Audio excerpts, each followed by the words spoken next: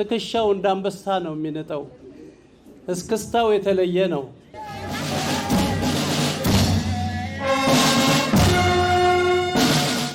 ባህር ዳር እርማውጪ ባህል ሙሻው ርጂ ሰሜ በቃኝ ብሏል።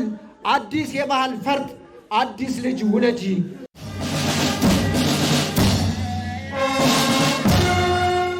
የ35 ዓመት ትዳሬ ጎጆዬን የፈረሰብኝ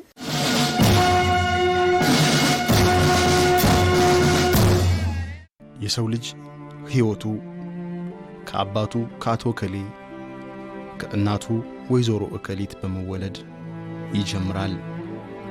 ድምፃዊ ሰማኸኝም ከአባቱ አቶ በለው ሹምዬ ከእናቱ ወይዘሮ እናትነሽ ብልልኝ መስከረም 17 ቀን 1960 በባህር ዳር ከተማ በመወለድ ሕይወቱ ሀ ይላል። ያደገውም በዚሁ ከተማ ቀበሌ 3 አካባቢ ባፋሲሎ በሚባለው ጭምር። ልጅ ለቤተሰቡ መወለዱ ደስታን፣ ሳቅን፣ አዲስ የሕይወት ጅማሬን ይዞ ይመጣል። የእድገት ሕይወቱን ሌላ ጉጉት፣ ሌላ ስስት ነው። ድምፃዊ ሰማኸኝ በለው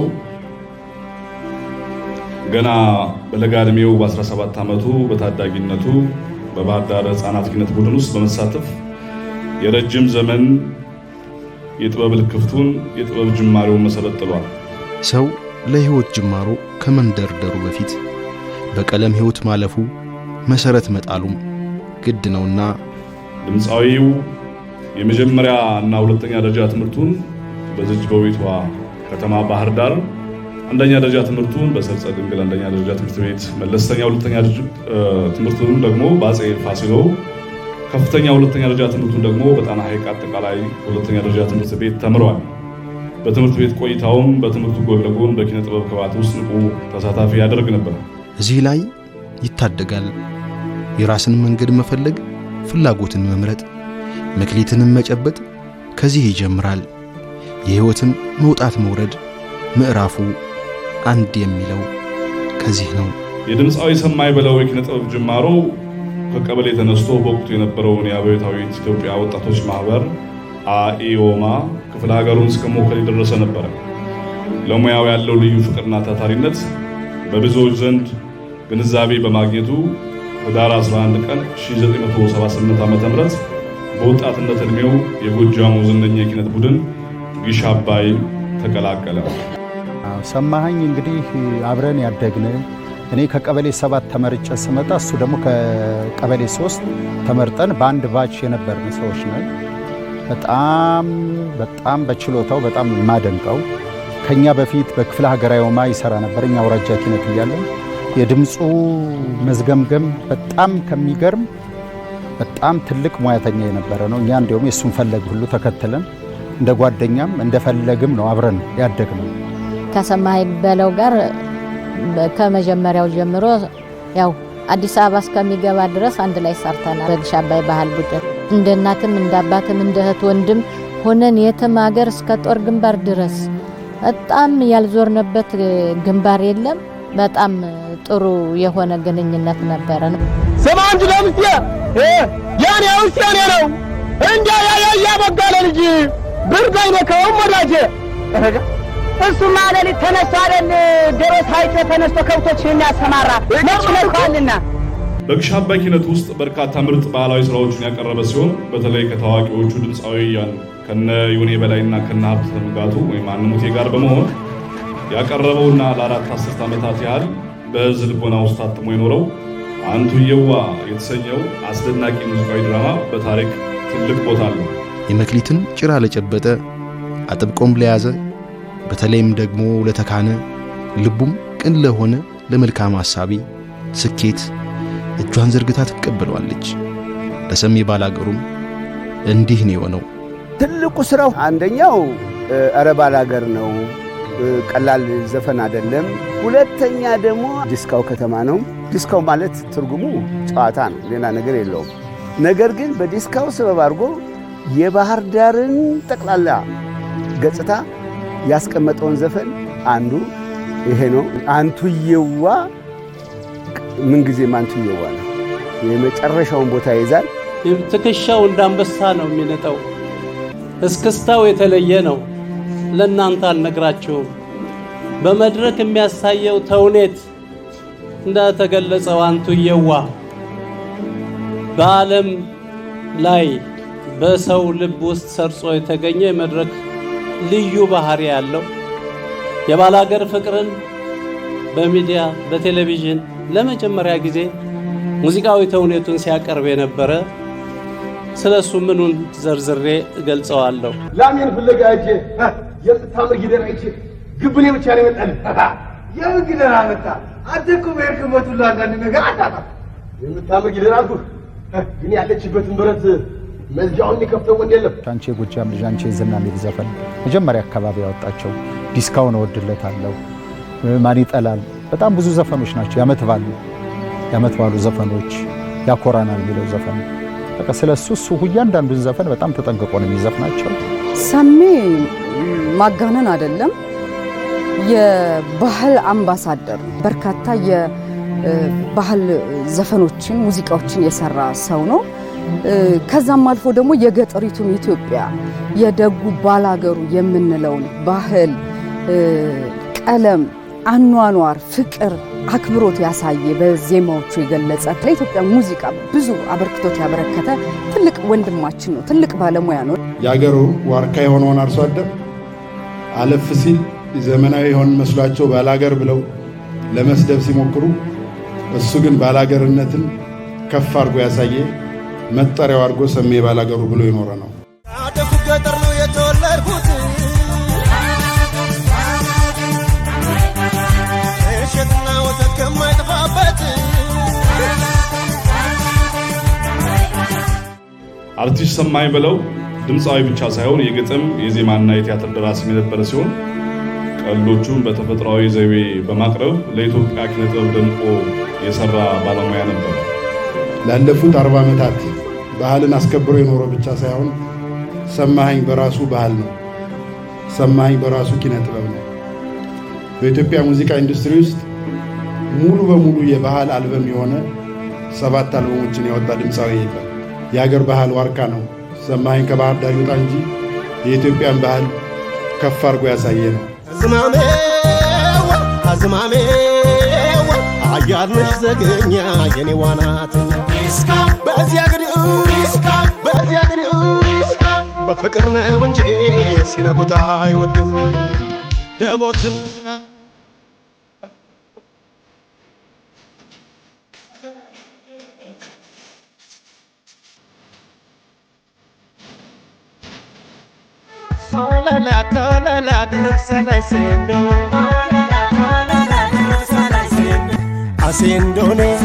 አሴንዶኔ መውደድ ያለ ስራ ፍቅር ያለ ስራ አይሆንም እንጀራ። አይናለም ልቤ ካንቺ ጋራ እንዴት ችዬ ልስራ። ከምንም በላይ አምጣ ወልዳ ያሳደገችው ባህር ዳርን ያከበረ ያስከበረ ከፍ አድርጎ ያስተዋወቀ ወንድማችን ነው። ለባህር ዳር ያለው ፍቅር እጅግ በጣም ልዩ ነው። ባህር ዳርን ይወዳታል። ታውቁታላችሁ። ዲስካውን አብረን ነው የጫጫራት። የባህር ዳር ስም እንዳይጠፋ የድሮ አብራችሁ ግቡ እኛ ተወዛወዙ ተብለን እኔም ይሄን ሰውነት ይዤ ልብስ ሳለብስ እንዴት ይሆናል ስለው ኖ አይሆን ባላችሁበት ብሎ ጓደኞቻችን አሰባስቦ አብረን እንድንሳተፍ ኳየር ያረጋኛል፣ ሲፈልግ ድምጽ ተቀባይ ያረጋኛል። ዲስካው ለምሳሌ አየዋለሁ እየደጋገምኩ የምሬን እኮ ነው። ይናፍቃል። የሆኑ አካባቢዎችን እየጠራ በዜማ ዓለም ላይ ተደራሽ ሲያደርግልህ ብቻ እኔ ሰሜ የእውነት ባህር ዳርን መግለጽ ብቻ ሳይሆን ባህር ዳርን የሚወድበት መንገድም ለሌሎቻችን አስተማሪ ነው። አዴተራ አሞራ ሟኛ ጋራጅ ሰፈር ቀማው ሰፈር በማህበራዊ ህይወቱም ለታመመ ደራሽ፣ አረጋውያንን አቃፊ ደጋፊ፣ ዘካሪ፣ ታማኝ ጓደኞቹን እየደገፈ የሚያነቃቃ የሚያበረታታ እንደነበረ ወዳጆቹ ይመሰክራሉ። ሰማይ ለኔ ወንድሜም ነው ጓደኛዬም ነው የሥራ ባልደረባዬም ነው መካሪዬም ነው። በጣም በጣም በጣም ከራሱ አብልጦ ለሁሉ ነገር ለኔ አሁን በተለይ ጊዜ ሰውቶ በማወጣቸው ስራዎች ላይ ሁሉ ይሄን እንዲህ ብታረጊው እዚህ ላይ ይሄን ብታስገቢው ይመጣልሻል እስቲ ይሄን እንደዚህ ብለሽ ስሪ እና እንዲህ ነበር። በጣም የዋህ ብሩክ ብሉ ጠጡ ባይ አስተዋይ ለነገሮች በጣም ቦታ የሚሰጥ እኛ ግሽ አባይ ፈርሶ ራስ ቲያትር ስንቀጠር ወደ አዲስ አበባ ስንገባ እኛን አብሮ ናይት ክለብ አብረን እንድንሰራ የሚረዳን ጥሩ ወንድም ከወንድም በላይ እኔ በስማም ሰሜ ለዛው ሲጫወት ሲያወራ የሆነ ያየውን ነገር ሲገልጸው እኔ ደግሞ በጣም ነው የምወደው። ይሄ የባላገሩ የገጠሩን ነገር አቤት ሲያምርበት። ተጫዋች ነው፣ ደግ ነው፣ ሩሩ ነው። አብረን ስንሄድ ሞገሳችን ነው። ከተማ ላይ ስንታይ ያገኘውን ጓደኛውን አብሮ አደጉን ኪሱ እንኳን ሲገባ አይቆጥርም። ያገኘውን እየሸጎጠ ነው የሚሄደው። ለሁሉም ነገር ገር ነው። ሁሉም ነገር በእጁ የሞላለት ልጅ ነው። ከዜማ ብትለው ከግጥም ብትለው እዚህ መሬት እኮ እንደዚህ ከዚህ መሬት እኮ ፈልገን እናገኛለን ብሎ እንዲህ ብሎ እኮ ወዲያው አዲስ ፈጥሮ የሚያመጣ ልጅ ነው።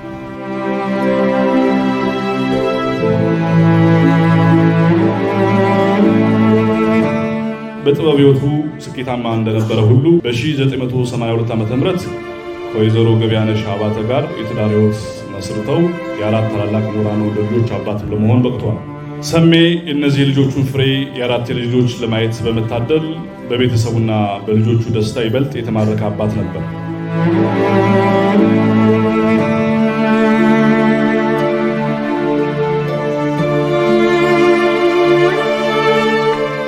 ከቅርብ ጊዜ ወዲህ ክብደቱን ለመቀነስ የተለያዩ የሕክምና ዘዴዎችን ሲከታተል የቆየው ወንድማችን ሰማኸኝ ሰኞ ሰኔ 8 ቀን 2018 ዓ.ም ጠዋት የድካም ስሜት ተሰምቶት በልጆቹ አማካኝነት ወደ ሆስፒታል ሲወሰድ በድንገት ሕይወቱ አለፈ። ነፍሱን በደጋጎች ጎን ያስቀምጥልን፣ ነፍስ ይማር። አሜን። ዙሮ ከቤት ኑሮ ከሞት አይቀርምና የሰውም መወለድ ለሞት ነውና ፍጻሜው የሰሜ ባላገሩ ሕይወት መልካምነት ጨዋታ አዋቂው አንደበት ተዘጋ። ያበበው የጥበብ ጉዞ አበቃ። ለቀሪውም ትዝታ ብቻ ሆኖ ሁሉን ትቶ በዝምታ ተከተተ። ባህር ዳር እርማውጪ ባህል ሙሾ አውርጂ ሰሜ በቃኝ ብሏል አዲስ የባህል ፈርጥ አዲስ ልጅ ውለጂ። የግሽ አባይ ምልክት ያንቱየዋ ምንጩ በውብ የባህል አልባሳት ሁሌ ተመራጩ። ሰሜዋ ምን ነካህ ምንህን ያመመህ? ሰምዬ ልበልህ ታናሽ ልበልህ ታላቅ ልበልህ የባህል ፈርጣችን አንተ ያማራው ኩራት የጥበብ መልከኛው ራትና መብራት በምን ቃል ይገለጽ ለማንስ ሲነገር ዲስካው ማን ይበላት ውቢቱ ባህር ዳር አዊን ማን ያስታውሳት አዲናስ በማለት ለጎንደር ለጎጃም ለወሎ ለሸዋ ማን ያቀንቅንለት ሰሜ ባላገሩ ድንገት ሲጎልበት። የሰው ልጅ የሕይወት ጉዞ ዙሮ የሚገጥም እሽክርክሪት ነው። ጨቅላ ሆኖ በልቅሶ ሲወለድ ለቤተሰቡ ግን ደስታ ነው። ሲሞት ለሱ ረፍቱ ለቤተሰቡ ደግሞ ለቅሶ። ለዛውም የማይረሳ ሁሌ የሚቀሰቅስ ትዝታ ሆኖ ያልፋል። በተለይ ከልብ ለተወዳጀ ህመም ጉዳት ጥሎ ይሄዳል። እናቶቻችን አሟሟቴን አሳምርልኝ ይላሉ። ድንገት ሲሆን ገባህ ለሟቹ ለቅርብ ሰው ትንሽ ይከብዳል እንጂ ሞት ሁሌም አዲስ ነው፣ ያስደነግጠናል። መሞት የማይገባው ሰው ነው ሞተ ብዬ ማስበው እኔ በቃ የሆነ በሕክምናም በምን የተባለውን ነገር ስሰማ ራሱ እንደዚህ እስከንትኑ ድረስ ቢቆይ ኖሮ ለልጆቹም ሆነ ለሀገር ለወገን ለራሱም ለኛም ክብር ነበረ። በህይወቴ በዚህ ምድር ላይ ስኖር ትልቁን የመጀመሪያውን ቦታ የሚይዘው ሰማይ ነው። በጣም የምትወደውን ደግመህ የማታገኘው ተስፋ የቆረጠ የሚያስቆርጥ ነገር ሲታይ ትጎዳለህ። በሽማግሌ አታስመጣው። በሪት አታስመጡ። አንደኛውን ሄዷል። ምን አደርገዋለሁ? አላገኘውም። እስኪ ጠይቁልኝ ሐኪሞችን ሁሉ፣ እስኪ ጠይቁልኝ የልጆቹን እናት ገበያነሽን ሁሉ ምን ቃል ትቶ ሄዷል ለአድናቂው በሙሉ። የባህር ዳር ከተማ ሕዝብ፣ አድናቂዎቹ፣ ቤተሰቡ፣ ወዳጆቹ፣ የመንግሥት የሥራ ኃላፊዎችም የጥበቡን መልክ ተወልዶ ባደገባት ባዜመላት ከተማ ጎዳና ወጥቶ ሸኘው። የረገጠውን ዳና እያሰበ ሲያልፍ የተወውን እያሰሰ የማጣት የመለየትን እንባ እያፈሰሰ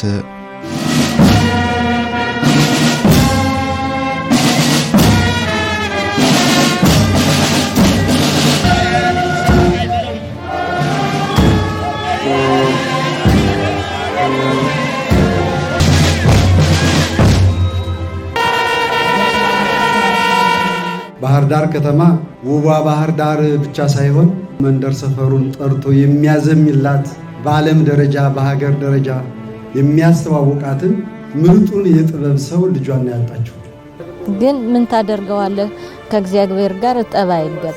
የከፋኝን ያህል ደስ ያለኝ ደግሞ ህዝቡ የባህር ዳር ህዝብ እንደዚህ ሆኖ ወጦ እንደዚህ እንትን ማለቱ ምንም ላይ መልስ ይችላል ተብሎ ሊታሰብ ይችላል። አይደለም፣ ይመልሳል። ለቤተሰብ የሚሰማው ክብር፣ ለራስ ሰው በቃ እንዲህ በክብር የሆነ ሀዘንህን የምትወጣበት ነገር አመቻችቶ ይህን ፕሮግራም ማዘጋጀታቸው መከባበርን እያየው ነው።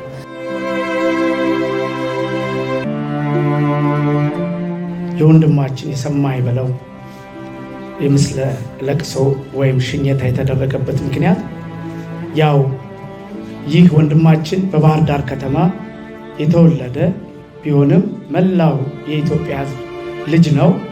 ስለዚህ ርቀትን ተከትሎ ሀዘናችንን በድርሻችን ልክ ባለማድረጋችን ሁላችን እንደዚህ ሀዘናችን እንዲወጣልን የወንድማችንን መልካምነት እንድንዘክር የልጃችንን ሀዘን ከቤተሰቦቻቸው ጋር ከእናቶቻቸው ጋር ከስራ ባልደረቦቹ ጋር ከተቅላላ ከባህር ዳር ከተማ ህዝብ ጋር እንዲህ እንድንገናኝ ተፈልጎ ስለነበረ ይሄ ሁሉ ነገር እንዲሆን ሆኗል።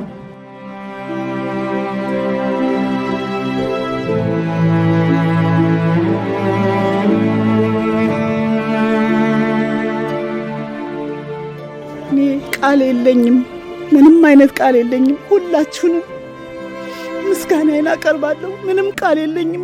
ሁለታችንም ተወልደን ያደግንበት ከተማ ነው። በትዳር 35 ዓመታችን ግንቦት 11 ነበር። አጋጣሚ አላከበርንም። የ35 ዓመት ትዳሬ ጎጆዬን የፈረሰብኝ። ስላጽናናችሁ በጣም አመሰግናለሁ። ከጎኔ ስላላችሁ በጣም አመሰግናለሁ። ዛሬ በዚህ ከተማ የምመለከተው ፍቅር እኛ ቤተሰቦቹ በሐዘናችን ብቻችንን እንዳልሆንን በተግባር አሳይቶናል። ስለዚህ በልዑል እግዚአብሔር ስም ከልባችን እናመሰግናለን። የተፈጥሮን ሕግ ላይ ቀይሮ ማለቱ የሄደን አይመልስምና የሄደን መሸኘት ለምን ሳይሉ ያለ ይግባኝ የሚፈጽሙት ነው። ይልቅ ለቀሪው ማሰብ የሄደውም እንዳይረሳ መዘከር የቀሪው ተግባር እሱ ነው። የአርቲስቱን ላቅ ያለ አስተዋጽኦ የከተማ አስተዳደሩ ዝም ብሎ የሚመለከተው ባለመሆኑ የከተማ አስተዳደሩ ከንቲባ ኮሚቴ ተወያይቶ ከልማት ባንክ በፋሲሎ ትምህርት ቤት አድርጎ ቀጥታ ስቴዲየም ድረስ የሚደርሰው መንገድ በሚቀጥለው በምክር ቤታችን አስወስነን በአርቲስት ሰማኸኝ በለው ስም መንገዱ እንዲሰየም ወስናል። በሌላ መልኩ ሲዘከር እንዲኖር ሊያደርጉ የሚችሉ ሌሎች ተጨማሪ ስራዎችን አስፈላጊ በሆኑ ጊዜ ሁሉ የምናደርግ መሆኑን በዚሁ ማረጋገጥ እንፈልጋለን።